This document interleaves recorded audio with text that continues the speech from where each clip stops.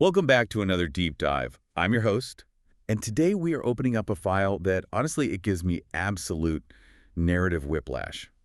We are looking at Genesis chapter 35.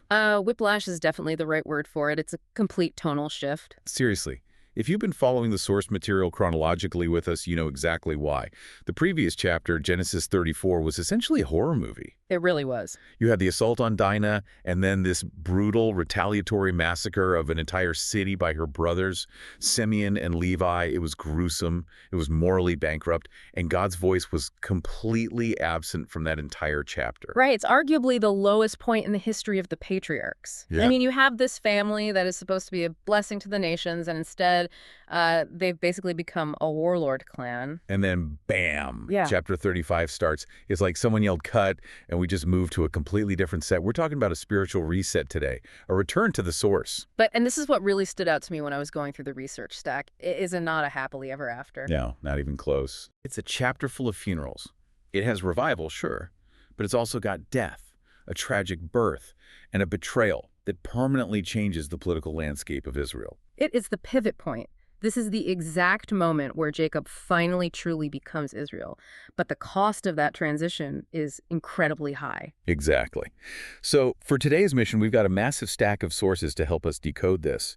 We're looking at theological commentaries, of course, but we also pulled some fascinating archaeological papers on ancient Near Eastern jewelry. Which is way more relevant than you'd expect. Way more. We also have a really moving midrashic monologue that tries to get inside the heads of these characters during a massive family crisis. And that midrashic piece is key because, the text of Genesis 35 itself is very sparse. It's terse. It gives us the facts. This person died, this person sinned, but it doesn't give us the feelings. We have to dig for the emotional reality. So let's set the scene and start digging.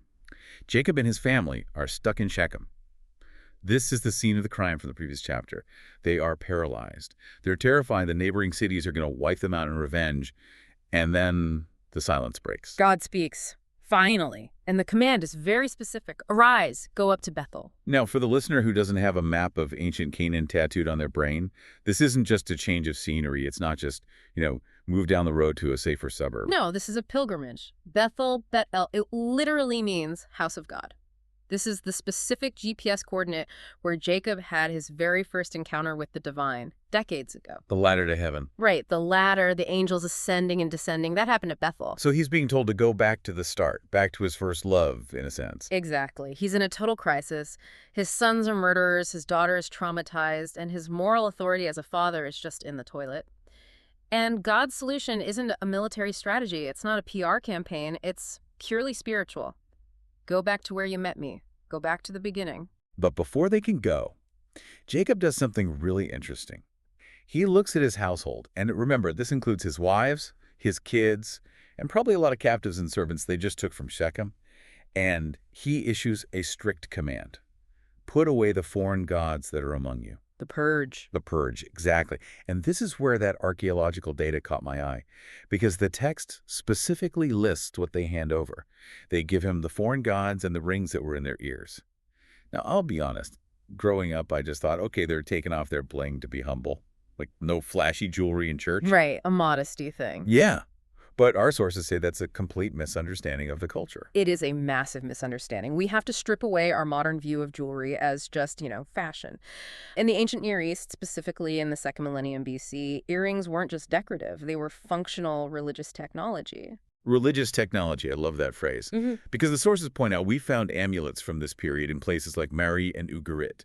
These earrings were often engraved with symbols of fertility goddesses or protective deities. Yes, wearing them was like carrying a localized insurance policy. So you might worship Yahweh, the God of Jacob, on the Sabbath, but you keep the earring of Astarte in your left ear just in case you need a little extra luck with the crops. Precisely. It's called syncretism. It's hedging your bets. You're saying, I trust God, but I also trust this little silver charm just in case. And Jacob realizes if we are going to Bethel, if we are going to stand before the creator of the universe, we can't bring these backup plans with us. It's almost like they were carrying pocket idols. That's exactly what they were, votive objects. And notice what Jacob does with them once they hand them over. He doesn't melt them down for the gold. Right. He doesn't sell them to finance the trip. The text says he hid them under the terebinth tree near Shechem. And the Hebrew verb there implies burying, right? Like putting them in the earth. Yes. And think about the symbolism there. You bury a body. You hold a funeral for a person. By burying these earrings and idols, Jacob is effectively holding a funeral for their old identity. He is saying, the version of us that relied on these things, that version is dead. We are leaving it in the dirt at Shechem. That is such a vivid image. A funeral for your coping mechanisms. It had to happen. You can't have the revival at Bethel without the funeral at Shechem. You have to leave the old life in the ground. So they strip themselves of these idols, they wash up, they change their garments, and they hit the road. Now, logically speaking, this is the most dangerous moment of their lives. Yeah, without a doubt. They are completely exposed. Yeah. They're a slow-moving caravan with women, children, and livestock moving through hostile territory. Right after committing a mass murder, they should be wiped out. By all rights, the Canaanite coalition should have descended on them. Jacob was terrified of exactly that in the previous chapter. He literally said, I am few in number, they will gather against me and destroy me. But they don't. No, they don't. The text says a terror of God fell upon the cities. In Hebrew, that's Hitat Elohim, which implies a supernatural dread, doesn't it? It does. It's not just that the cities were busy or distracted. It's an irrational, paralyzing panic that falls on the enemy. And I love the irony here. Jacob was afraid of men. He was terrified of the locals. But because he obeyed the call to move, God put a fear on the men. So the protection actually came from the obedience. As long as he sat in Shechem, worrying and compromising, he was vulnerable. The moment he dumped the idols and started moving, the supernatural shield went up. Exactly. The safest place for him was on the road to Bethel, even if it looked like the most dangerous place. So they make it to Luz, which is Bethel. They arrive safely. He builds an altar. And then God appears to him again. And this is where I scratched my head a bit during the reading. God says, your name shall no longer be called Jacob, but Israel shall be your name.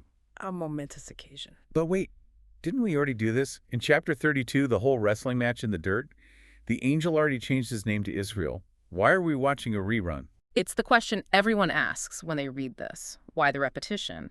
But look at the context of the last few years. Yes, he received the name Israel, which means struggles with God or prince with God back at the river Jabbok. But has he been acting like a prince with God lately? Definitely not. In Shechem, he was entirely passive. He let his sons run wild. He was fearful. He was basically acting like the old Jacob the deceiver, the heel grabber. Exactly. He slipped back into his old self. He reverted to the factory settings. Yeah. So this second pronouncement isn't a new revelation. It's a confirmation. It's God saying, I know you messed up. I know you had a terrible season. But the name still sticks. You are still Israel. That's actually really comforting when you think about it. The idea that your identity isn't canceled just because you failed to live up to it for a chapter. It speaks to the permanence of the covenant. And Jacob responds by doing something subtle but deeply significant. He names the place El Bethel, Which translates to God of the house of God. right. Before, he just called it Bethel House of God. He was focused on the location, the real estate, the holy ground. Now he calls it El Bethel. He's realized that the point isn't the house. The point is the God of the house. I'm shifting from the ritual to the relationship. He's finally locking in. He's looking at the owner, not the architecture. So at this point in the script, you'd expect the credits to roll. He's purified the family. He's got the name back. He's worshiping the God of the house. Happy ending. Fade to black. But Genesis doesn't do fairy tales. It does reality. No kidding, because they leave Bethel and the spiritual roller coaster just drops out from under them. They're moving toward Ephrath, which we know is Bethlehem, and Rachel goes into labor. And it's a very hard labor. The Hebrew text heavily emphasizes the difficulty. And we really have to remember the stakes here. Rachel is the absolute love of Jacob's life. He worked 14 years for her. She is the center of his world. And there's that haunting irony from earlier in the book. You read the sources, and they point right back to what she screamed at Jacob years ago. Give me children, or I die. And now she has a child, and she dies doing so. It's a tragic narrative twist. The very thing she wanted more than anything becomes the thing that takes her life. And in those final moments, as her life is literally slipping away, the midwife tells her she has a son. And Rachel uses her dying breath to name him. She calls him Ben-Oni. Son of my sorrow. What? Or son of my struggle. It's a heavy, heavy name. She is branding this child with the trauma of his birth. She wants her pain to be remembered. She's saying to the world, this cost me my life. Don't forget that. But then Jacob steps in And this is rare in the text, isn't it?